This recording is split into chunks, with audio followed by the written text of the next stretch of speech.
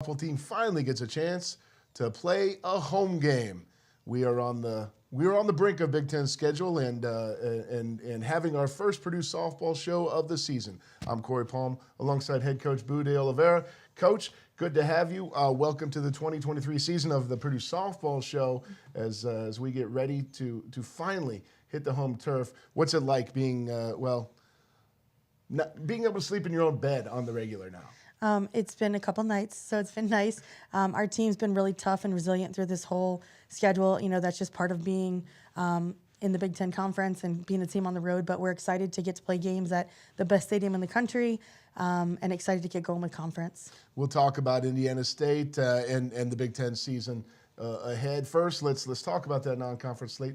14-12 overall. Some real bright spots in that 6-week walkabout, as it were. You spent some time in North Carolina, Florida, California, just sort of all over the place recently in Mississippi.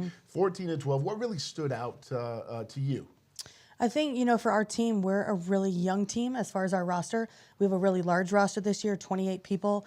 Our freshman class, the incoming class now, is the number 5 recruiting class in the country. So I think things that stand out is that we have a lot of talent. We have more depth than we've ever had, which is great. Also, you know, it helps with competition because people are always working to get in the starting lineup.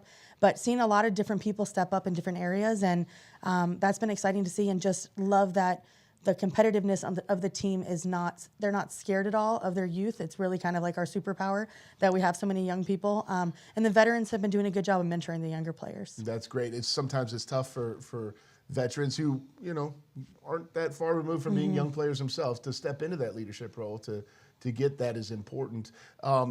A couple wins over James Madison early on, a win over UNC in Chapel Hill. You guys played very tough against a couple ranked opponents down in Florida. Are there any games that stand out from that first month and a half of the season?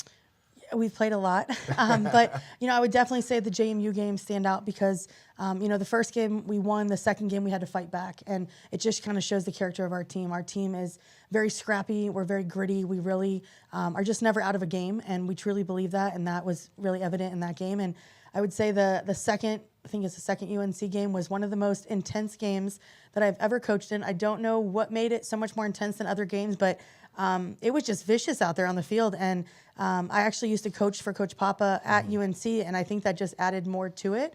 But our teams were just going at it, and they just wouldn't give up. Both teams refused to lose, and then we ended up winning. It's so great to see that sort of a fight from a young team, especially. That was fun, yeah. Yeah. I know we talked before we went on air about how competition's kind of ramped up a little bit this year. A couple top 25 teams, trips to Fullerton. You played Louisville. You played, you know, the ACC Challenge against Syracuse and NC State. Took 3 or 4 that weekend. And your response was pitch perfect, I thought. You said, well, as the talent level of the team ramps up, we want to ramp up the competition. To have that collection of players now, what's that mean to you? You know, it's exciting for our coaching staff. We keep telling our team, we've been waiting for this roster, this combination of all the classes to be here because we've had really good recruiting. I mean, we've had, you know, had All-American come through the program, but being able to have this whole group together is what we've been waiting for, and kind of what that vision has been in our recruiting process. And it's just exciting to see them finally getting to compete together. And, you know, just talking about, you know, you're talking about veteran players that aren't that far removed from being young players themselves. And 2 of our veteran players that have really been stepping up are Jade Moy and Tyrena Jones, our middle infield. And Jade's a sophomore, you know, competition-wise, and Tyrena's only in her 2nd year, and it's her first year of being our shortstop. So it's been great to see players that just have confidence, that go out there and compete, and they understand that the game doesn't know how young they are, that the game doesn't care how young they are, that you know, everyone has an equal chance to get out there and win, and that's what we're trying to do every single day. I know Tyrena Jones is one of the players I put a star next to my highlight. She is a superstar this year. Is. Leads the team in virtually every offensive category, hitting .382. The leap, I know she was injured for some of last year. Most of it, yeah, until Big Ten, about spring break she came around. She also had an All-American in front of her at shortstop, so that tends to tamp down your playing time. But the leap that she's taken this year, how big is that for her, and what does that sort of say about the development of this program? Tyrena is just an all-around athlete. I mean, Her dad played in the NFL, so she's got, her mom's great too. She's got good gene pool that she's working with, but she's just tough. Last year she came in around spring break. She had been working hard coming back from a surgery, ended up taking our starting spot at first base. And just to kind of speak on her athleticism, she's a shortstop that learned a whole new position because she was scrappy enough and wanted to be in the starting lineup, and she was hitting well. And at shortstop, she's just always one step ahead. She anticipates hops. She reads the hops well. She's a fighter. She's just even hitting, she always finds a way to put the ball in play. And I don't think she realizes how good she is, and I think that's part of why she is so good. We talk about green lighters. Green lighters are people that can steal bases at any time. And about 2 weeks ago, I said something to her about being a green lighter, and she's like, I'm a green lighter? Like, Tyrena, have you been at weights in the morning? Like, you're one of the fastest people on our team, and we've put her in leadoff, we put her in 2, we put her in 3, put her in a bunch of different spots. And it doesn't matter where you put her. She has the same calm, quiet confidence. And she just really has fun every single game. And on top of being athletic, she is a really great teammate. And I think that is probably her best quality, is that people play really well around her because she is a leader, but she's also knows when to take the back seat and let some other people step up. And she just keeps it really light out there. Such a hard balance to strike as a younger player who, when you're among the better players as a true sophomore or as a second-year player and thrust into a leadership role, to know when to step back, you almost have to have a natural feel for that kind of thing. Yeah, she just does. And on top of that, she's pitched for us a bit in the fall season. And honestly, the reason that she's not pitching now is because she is so good at shortstop that we don't want to take her out of there. Yeah. We have pretty good depth at pitching, and she's just willing to do whatever we need or whatever we ask of her to help the team win. Another green lighter, I imagine, is Kara Dillon. Yes. The 14 steals. The greenest of the green. The greenest, the flashing neon green. Yeah. 14 steals leads the team. She's also hitting 340. Yeah, 340 even coming into this week's play. Like, it's great to be able to move around the bases, but it's even better when you can get on. Get on, yeah. We talk a lot about bottom wins. That's kind of a theme with our team. Bottom wins meaning, the teams that are winning games are the teams that get 7, 8, and 9 in the lineup on base. And we had Dylan in the 2 spot for a bit, but she's the best 9 hitter around because she's a second leadoff. She's very fast. She's got the ability to put the ball in a gap when she needs to. She's really great at quick bunt, and she just steals well. She runs really well. On our team, base running is you run until we tell you to stop. We don't bring you places.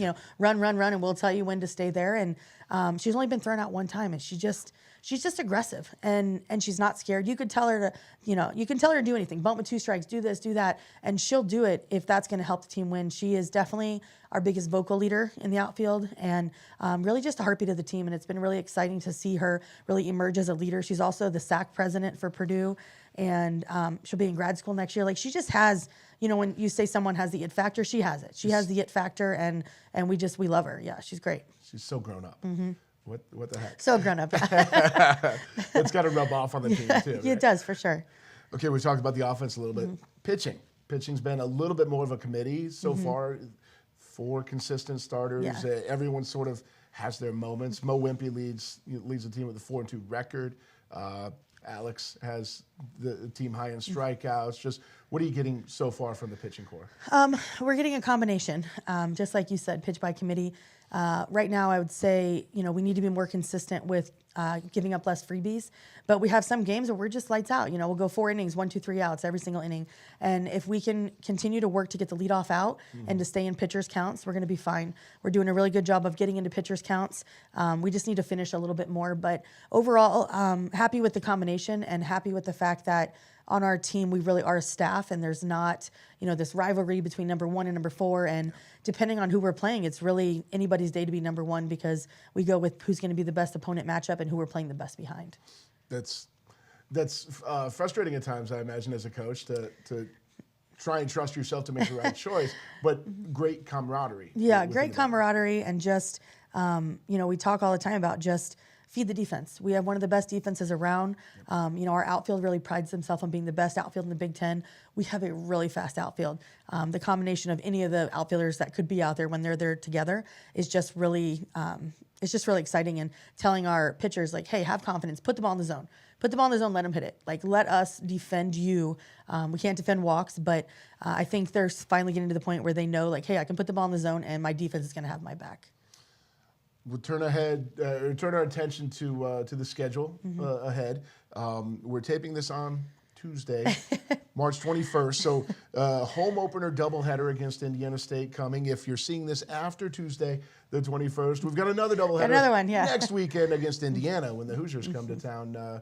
Look into that. Big point of emphasis this season for the first time ever. Attendance is free. Free, yeah. At Bittinger Stadium. So come on out and support your Boilermakers. Let's talk about the Sycamores a little bit. The doubleheader for the season opener became a doubleheader. It was supposed to be a single play. Correct. You've both lost a handful of games due to weather. They've actually lost more than you guys. The rain has been chasing us. Like, we're going to all these warm tropical places. Warm tropical deserts. Hanging out in our hotel and practicing. Yeah. So. Yeah. I mean, the frustrations of life on the road, just to take a sidetrack here, you guys go to California. Right. A week and a half ago, have a full weekend, long weekend of competition planned. You get 2 games in. 2 games in 5 days. Yep. And I just can't imagine there's anything more frustrating than that. Yeah, I mean, more frustrating would probably be opening weekend at Florida State. Tarp on, tarp off, tarp on, tarp off. And, they joked about it on their social media, how many tarp pulls have they had this weekend. And everywhere we've gone have done a great job of trying to keep the games in line, keep them going. But it's just been a really wet preseason. And but, we just keep saying this is going to prepare us for Big Ten. In the Big Ten, you have a lot of weather delays with, the real field temperature and this and that. And every time we're like, all right, this is just getting us ready for the Big Ten. All right, we're going to be so much more prepared. We're ready for this. Stay positive. Right. Stay positive. Well, it's going to be dry. Yeah. It's going to be dry today. It's going to be sunny today. Can't guarantee it's going to be real warm today. But it's going to be warm enough to play. The Sycamores come into town. I know you were saying that they're almost mirror images of where we're at statistically. Yeah, really similar in a lot of stat areas. We have a few more stolen bases, but as far as offense and defense, very similar within a couple points statistically. They're a good team. They have a pretty good RPI this year, and they're coming to play us. We're glad to pick up 2 games. It's a good double header pickup, good RPI games for us. And we think of it as a state championship. We want to win and be the best team in the state, one of the best teams in the country, obviously. But especially on these in-state games on midweek, we really want to be state champions. Definitely. First pitch is 3 o'clock. 3 o'clock. 3 o'clock and 5:30-ish. You can watch on Big Ten Plus if you can't make it out, but it'll be great to open the season at home. Then you hit the road again, of course. A trip to Lincoln, Nebraska, take on the Cornhuskers to open Big Ten play. The Big Ten overall, I was looking a little bit at records. Very solid play so far across the conference. Has acquitted itself very well in the non-conference play. Nebraska themselves have wins over Arizona. They've got a win over Texas A&M. They also just lost to Kansas last weekend. So a bit of a mixed bag. They're 19-9 coming in. The Huskers are. I know that's always a kind of a tough place to play. They're traditionally a very good program. Just what are you looking forward to in this first Big Ten road trip? Looking forward to just being in conference. We've been playing this really tough road schedule to be ready for the Big Ten conference, and we have a tough Big Ten schedule, and we're excited about it. We welcome it. We're not scared of it. We really believe we can compete with anybody that comes on the field to play us, and just overall, just glad to be representing Purdue. And there's no bottom feeders in the Big Ten this year. And we've talked about that as a team, that there are no chump teams. Like, everyone continues to get better. Everyone's elevating, and the goal of our conference is to get everybody into postseason. And we all fight like cats and dogs in game day, but when it comes down to it as a conference, we really are supporting each other and working to get everybody into postseason. Well, we can't wait. That journey continues towards postseason today, 3 o'clock at Bittinger Stadium. Coach, good luck out there. Thank you. And we'll catch you next week. Thanks for having me. All right. We'll see you next week on the Purdue Softball